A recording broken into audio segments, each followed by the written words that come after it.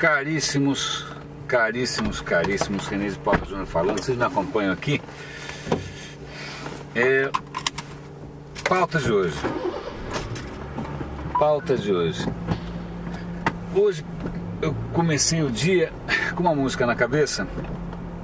E era uma música, você tá essa camerita aqui, era uma música da Elis. Na verdade a música do Belchior.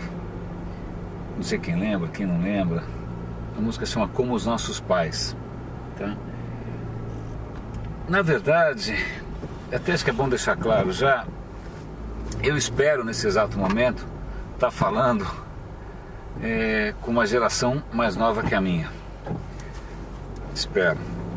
Se é que eu tenho ainda alguma coisa a dizer, a oferecer, ou seja, se é que eu tenho, se ainda consigo falar, né, com alguma geração mais nova.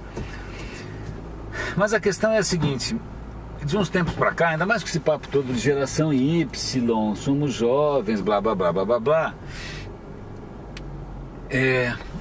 eu percebi que a gente acabou caindo numa certa armadilha, que é comum, que acho que toda geração cai e tal, de se achar muito mais esperto do que os próprios pais, né? Quer dizer, uma noção de avanço, uma noção de progresso, uma noção de, sei lá, né, modernidade, ou seja o que for. Tudo bem, zero problema, mas acho que tem uma questão aqui que me pega,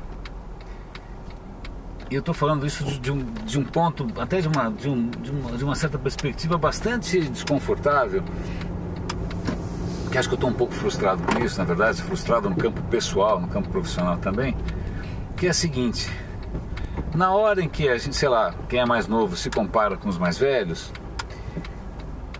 eu acho que a primeira questão é domínio dessas coisas mais novas, tecnologia, blá blá blá blá blá blá. Ok, tudo bem, né? Né? O cara não sabe usar não sei o que direito, ou a gente, né, mais conectado, isso e aquilo. Bom, sei lá, isso é o primeiro ponto que normalmente aparece nesse tipo de somos jovens e tal, né? A gente domina essas ferramentas que normalmente foram criadas por alguém mais velho, inclusive, do que essa geração tão nova assim. Mas tem outra questão aqui que me pega um pouco, é a seguinte. Então, antes de chegar nela, eu vou dar uma outra voltinha, que é a seguinte: outro ponto em que a gente acaba se comparando com as gerações anteriores é na questão de costumes, na questão moral, né? Sei lá, hoje, se você quiser ser tatuado, careca, com piercing, gay, bi, lésbica, cara, na verdade, tanto faz, né? Na verdade, tanto faz. Então existe sim, sei lá, um avanço, ou pelo menos mudanças, no campo do que era considerado moral e imoral, e isso hoje realmente está bem diferente, tá? Bacana, sobretudo porque algumas dessas questões que antes eram consideradas morais e blá blá blá eram realmente sufocantes, tá? Então fico feliz que uma geração aí respire um ar um pouco mais livre. Mas tem um outro aspecto, que é isso que é a pauta, eu estou dando volta aqui, isso que é a pauta dessa conversa agora, que é, ok, somos mais digitais, somos mais conectados, somos mais soltinhos, né, sem medo de ser feliz e tal, mas a questão é, nós somos mais éticos? E aí, tem um ponto extremamente importante aqui, que não é fazer o elogio de algum passado melhor. Não, na verdade, pelo contrário, o que me preocupa é que nós temos um legado, uma tradição, nós temos séculos e séculos de absoluta falta de ética. Então não estou querendo aqui resgatar alguma coisa que se perdeu. Não, pelo amor de Deus. Meu ponto aqui é simplesmente como é que a gente faz algum tipo de diferença nessa questão. Eu digo isso até com uma certa amargura, porque eu confesso que eu entrei nessa área com um certo romantismo e vi muita gente romântica, eu ouvi muito papo romântico e visionário e tal, para daqui em 5 minutos, em questão de 1, 2, 3, 4 anos, grande parte dos caras que batiam no peito, né, e sabiam de cor, slogans e tal, porra, os caras estão fazendo as mesmas maracutaias, as mesmas sacanagens, estão vivendo, assim, abraçaram o diabo de frente, de lado, de trás, tudo quanto é jeito, porque essa é a regra do jogo, é assim que se faz, tal. Então, eu acho que é a frustração de ver, né, que mesmo uma geração que estava aí, que já nem era mais a minha, eu já era inclusive mais velho do que essa moçada, que muitas dessas pessoas, putz, acabaram caindo na mesma vala comum, né, dos esquemas, do BV, né, das comissões, né, de sei lá do que, da ação entre amigos, ou do sei lá, dessas manobras todas que a gente faz e acha bonito e tal, né? Então isso para mim não é uma coisa muito fácil de digerir, né? Talvez eu tenha depositado uma esperança maior do que devia nessa história toda. E é por isso que eu estou aqui lançando uma semente completamente quixotesca, como sempre, né? Completamente quase vã, né? De ver se será que alguma geração aí, né, vai deixar de se deslumbrar com os brinquedinhos, vai deixar de se deslumbrar com a própria sexualidade, vai deixar de se deslumbrar com droga, ou seja o que for, com a vida assim ou assado, para começar a questionar que tipo de futuro, que tipo de presente que eles estão fazendo, que eles estão fomentando, né? Tem uma questão que é interessante,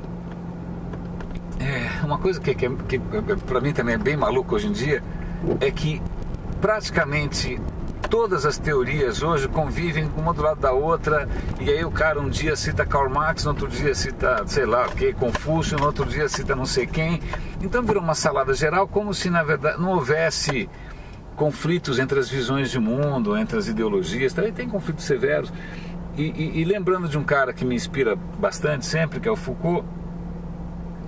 Tem um livro dele extremamente interessante, como é que chama? Microfísica do Poder.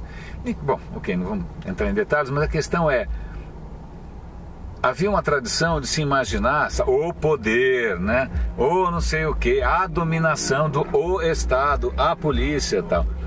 Ou o cara no carro de trás com um sistema de som também igualmente ditatorial. Que isso, cara, meu Deus do céu, o cara vai ter uma diarreia só com essas vibrações todas. Bom, eu acho que eu estou ouvindo a diarreia, na verdade. Mas a questão é, a gente sempre imaginou o Estado, a coerção, o poder.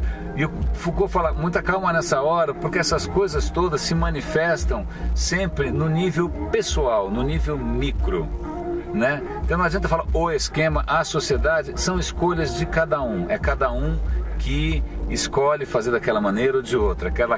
É o cara que diz sim, é o cara que diz não. É o cara que fecha o olho, é o cara que abraça o diabo.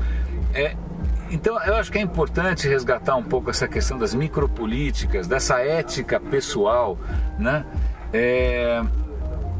Porque, se bem que, talvez de novo falando por mim mesmo, eu percebo hoje que você ser um cara linha dura com ética, ou tentar ser pelo menos, né? Tentar fazer o possível, de uma certa maneira é quase um suicídio profissional, porque há algumas funções, grande parte das funções, quanto mais você sobe, né, na hierarquia, ele teve que fazer negociações comerciais e tal, e que a negociação era feita dentro do elevador, o cara ficava apertando o último andar e o térreo, porque dentro do elevador o celular não pega, né, para ninguém estar grampeando. Aí você fala, cara, o que é isso? Né? Que mundo é esse? Ou então fazer uma negociação num barco no meio de um lago, porque lá também nenhum microfone pega, né? E são coisas envolvendo a coisa pública. Aí você fala, meu Deus do céu, né? Que tipo de mundo é esse, né? Que salvação que você tem para alguém que já simplesmente abriu mão, né, de todo e qualquer escrúpulo ético, em nome do quê? Sei lá, se é em nome de um partido, se é em nome do dinheiro, eu não sei em nome do que é, talvez da honra, né? Aliás, um parênteses aqui muito engraçado, é muito curioso que em países onde a ética é fraca, onde a ética é dúbia, onde a ética é duvidosa, aparece a questão da honra, né? Você está maculando a minha honra. O cara é um puta de um bandido, o cara tá ladrão. Ele tem a questão da honra. Ele é capaz de matar a mulher por causa da honra, matar a filha por causa da honra, né? Como você está maculando. Esse tipo de comportamento, para mim, sempre cheira a gente sem ética. Então, o que eu estou tentando colocar aqui é um questionamento pessoal meu. Estou colocando também uma relativa frustração minha, né? Ainda mais que você fica vendo aí o suplício que é você conseguir condenar os caras do mensalão, né? É o suplício que é, sei lá, o governo fazer alguma coisa que preste e tal. E não é gente muito mais velha, né? Não é gente muito mais... Não, de repente a gente é até mais nova. Aí você fala, pera um instante só, como é que você... quem ensinou, como é que é o mecanismo de ensino da malandragem, né? Como é que é o mecanismo de multiplicação, viralização, os memes da sacanagem, né? Onde o cara aprendeu essa história? O pai ensinou, a mãe ensinou, a escola ensinou, a televisão ensinou. Como é que a gente faz pra... Mas aí é lógico que não tem resposta, porque é só observar várias sociedades, não só a nossa, a gente não é exclusivo nessa questão de putaria, mas várias sociedades vão ficar milhares de anos nadando, chafurdando na lama da sacanagem, né? Mas não tem a menor dúvida disso. Cidades, eu penso em algumas, né? Regiões, penso em outras, né? Países, penso em alguns, né? Então, talvez seja, em alguns lugares assim, é crônico, é isso aí, estamos felizes e boa. Mas aqui tem uma coisa que é meio esquizofrênica aqui no Brasil, que é a seguinte: a gente não sabe ser de outro jeito, né? E ao mesmo tempo a gente se indigna. Então, ou a gente para de se indignar de vez, né? Desencana, assume, né? E para de fazer pose, né? Ou, pelo amor de Deus, alguém que está começando, um estagiário, um professor, fala, cara, não é assim que eu quero. Um empreendedor, o cara está começando uma empresa nova, fala, não, cara, eu não quero viver dessa maneira. Não, eu não, sei lá, bota um Wikileaks aí do mercado digital, vamos botar as coisas a limpo. Eu estou colocando essas questões não só porque eu vejo que quase 20 anos de mercado digital a gente ainda continua prisioneiro, não é nem prisioneiro, é parasita de várias práticas. Como eu começo a perceber que isso vira quase um sine qua non, uma condição essencial para você se dar bem, mesmo nessas novas disciplinas, mesmo nesses novos ambientes e tal. Então fica essa questão aqui para quem quiser pensar a respeito, né? Para quem quiser pensar. E, de novo, isso não é garantia de uma vida mais rica. Você não vai ser convidado para o Knicks em Nova York, talvez você nunca ganhe um leão em Cannes, sei lá que diabo que vai acontecer, né? Mas talvez você não compre um Mini Cooper, mas eu acho que começa a ficar bastante claro o mico que a gente está pagando como país, como povo, etc e tal, por simplesmente nunca questionar, né, a sério. E estou falando a sério nas escolhas pessoais, nas escolhas micropessoais, porque todo picareta desses grandão aí, ele tem alguma secretária que é cúmplice, algum não sei quem que é cúmplice, alguém que vai lá e aperta o botão do térreo, o botão do te mandar para o elevador subir e descer. Não é só o cara que é um monstro, normalmente tem um círculo ali de pessoas absolutamente comuns, prosaicas, que estão fazendo essa máquina funcionar, né, nas mínimas coisas, cobrando comissão de quem não deve, né, mentindo não sei o que quando não precisa, né, sacaneando quando não há a menor necessidade disso, né? Então, o que eu acabo de fazer aqui, eu já tenho essa sensação plena de ser completamente quixotesco e inútil, mas fica aqui pelo menos a sementinha, tá? A questão aqui, quando a gente ouvir a Elis Regina e pensando como nossos pais, não é pensar que eles eram melhores que a gente. Não, a gente pode ser melhor do que eles. E quando que a gente vai ser melhor que eles? Essa é a minha grande questão. Obrigado, Farol fechou. René de Paula Júnior falando. Grande abraço. Roda